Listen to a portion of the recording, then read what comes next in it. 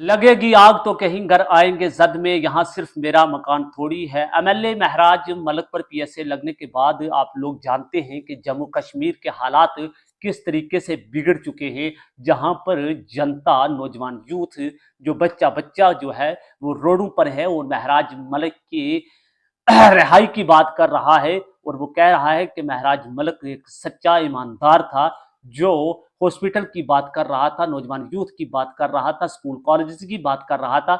वहीं पर जम्मू कश्मीर के प्रशासन ने एक दफा 163 लगाया गया, वहां नेटवर्क भी बंद किया गया। पूरा क्या पूरा मामला आपकी नजर है, लेकिन अब जनता थोड़ी सी राहत की सांस ले रही है। जनता कोर्ट की तरफ देख रही है, जनता एलजी साहब की तरफ देख रही है अगर क्या फैसला किया जाएगा। लेकिन वहीं पर भाजपा के कुछ लोग जो हैं, वो जिस तरीके से ये वीडियो आप देख रहे हैं, भाजपा के कुछ लोग खुले बाजार के बीच में जो महराज मलक के साथ अभद्र भाषा का इस्तेमाल कर रहे हैं और ये कह रहे हैं कि एमएलए महराज मलक को हम बात के जरिए नहीं, आप जुत्ती के जरिए, चप्पल के जरिए आप उसका जवाब देंगे। इस तरीके का अलेबल एमएलए को एक लेडीज का या एक आम नागरिक का कहने का क्या हकदार है? जो पहले से आग लगी है, पहले से आग भड़क चुकी है, उस पर नमक छिड़कने का काम ये लोग कर रहे हैं। लिहाजा मेरी जिला इंतजामिया, जम्मू कश्मीर इंतजामिया, यूटी इंतजामिया से गुजारिश है कि इन लोगों के ऊपर भी लगाम कसी जाए, इन लोगों के खिलाफ भी कार्रवाई की जाए, ताकि ऐसी बयानबाजी से लोगों में आग ना बढ़ के अब लोग जो है वो राहत की सांस ले रहे हैं, वो अपने अपने घरों में हैं, वो रोडों से हट चुके हैं।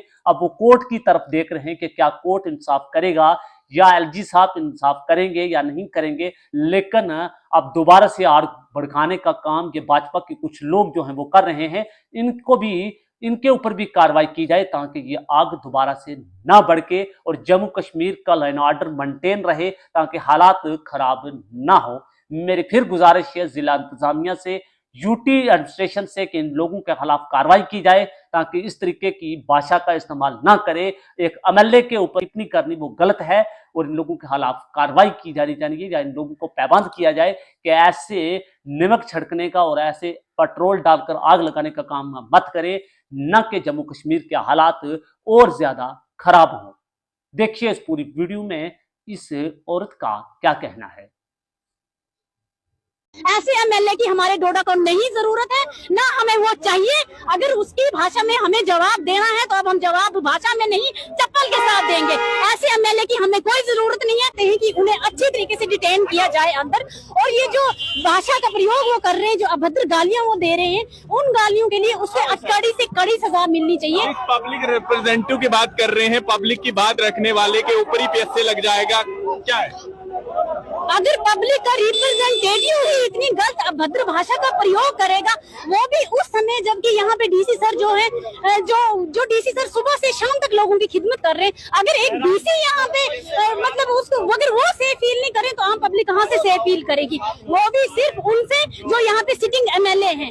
ऐसा एमएलए जो बच्चों को ड्रग्स लेने की शिक्षा दे रहा है, ऐसा एमएलए जो बच्चों को गुंडागर्दी की शिक्षा दे रहा है, ऐसे एमएलए जो जिसने अपनी एक अलग ही अकेडमी खोल रखी है, जिस अकेडमी में वो बच्चों को गालियां देना सिखा रहा है। हमसे पूछे हमारे बच्चे की ये दल्ला क्या होता है, क्या वर्ड है ये दल्ला, जो उसको बार बार हर किसी के ऊपर वो चेप देता है इस वर्ड को।